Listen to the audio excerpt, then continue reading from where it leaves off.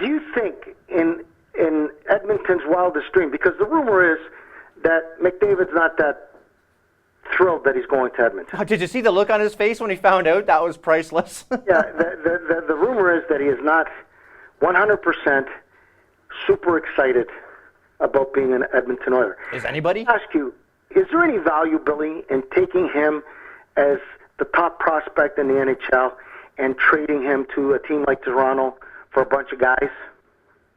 Well, I don't know. I don't think that what I know of Connor McDavid, he wants to be picked where he's deserved to be picked. If it's in Edmonton, fine. If it's in Vancouver, fine. And in this case, he's the best player in the draft. He'll be picked by Edmonton. And Edmonton will know one thing. If this doesn't work out, he'll be there for 3 years and gone. But do you think Edmonton could get only option he a pile of players and a pile of money for this guy? Do you think, are you referring to like a Lindros type of deal, Frank? Well, he's not Lindros. Lindros, when the Quebec Nordiques won that lottery or that bid, he was extremely vocal that he wasn't going to go play for the Quebec Nordiques. Mm-hmm. Right from the draft. Right from the beginning, his mother, his father, the gardener, the neighbor, everybody said there were, and I'm being facetious, but everybody, it was very clear. There was no misgivings. It wasn't. It was in black and white. There was no fucking way he was going to go play in Quebec. Well, and you know what? That's the difference. McDavid has never said that. He's going to go where he... So I don't want to use that example. What I'm just telling you, it would if I know Daryl Cates very well. He's a great man, smart man. Loves hockey, loves Alberta, loves Edmonton. Owns Rexall, and has done very well. Do you think that it would be conducive for a team who's really struggled to rebuild by taking their biggest asset and turning it into more assets, or would you just build everything around him? Well, I think, Frank, if you were to trade Connor McDavid within the next 2 years, you would be betraying your fan base. So your idea is a good one. You're going to have to pick one of those 4 of 6 first-round picks and trade them and try and strengthen your team, not McDavid. Okay, but I'm just being facetious just for the sake of fucking bullshitting here and talking. You don't think that if they went to the Toronto Maple Leafs and said, we're going to take Reimer, we're going to take a defenseman, we're going to take a couple of these guys, and if we take Phil Kessel or if we take Phaneuf, you guys are going to eat this much salary and we'll give you McDavid. Oh, I'm sure the Leafs would love that, but I'm not even sure the Oilers administration can botch something that badly. And that's saying something, because the joke going around right now is that the Oilers management is so inept. When they won the draft pick lottery, they were salivating at the prospect of drafting Noah Hanifin. Noah Hanifin? Hanifin, yeah. He's not a bad player. You're just joking right now. I am. Point's well made. If you That's what I thought. You see, ladies and gentlemen, good guy, Carlin Bardsley, but he is a sarcastic son of a bitch. So Little bit. But yeah, go back, Bill.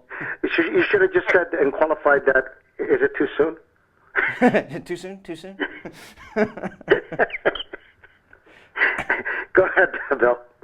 But the fact is that you could make a very nice deal. You could go to Buffalo, who are salivating about McDavid, and say, look, if we give you the rights to McDavid and you give us your second pick, we want the kid Sam Reinhart, one of those young defensemen, and your next year's first-round pick.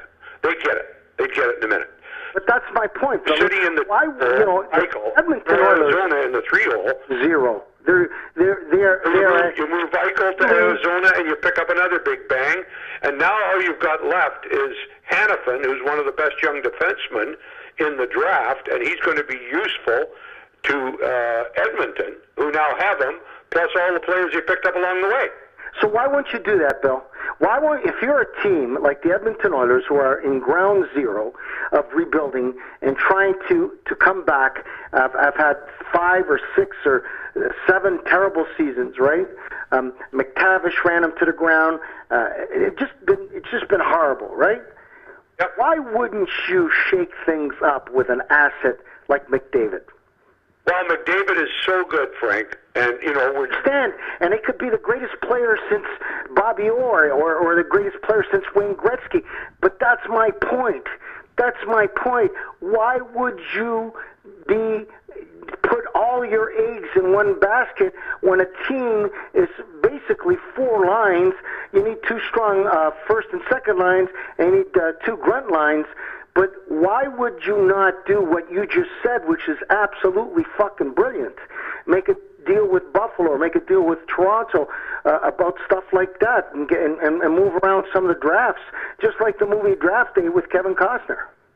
Well, it makes some sense, except the track record of the hockey people in Edmonton is not an envious one.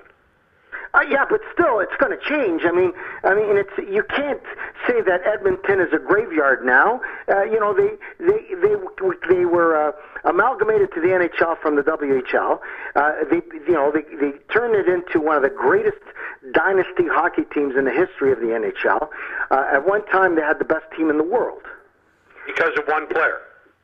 That could be replicated, and I believe that the catalyst is McDavid. Now, right now, as far as I'm concerned, kudos to them for winning the draft, the lottery, but all they got is McDavid. They have nothing else. Well, yeah. What else do they got, Carlin?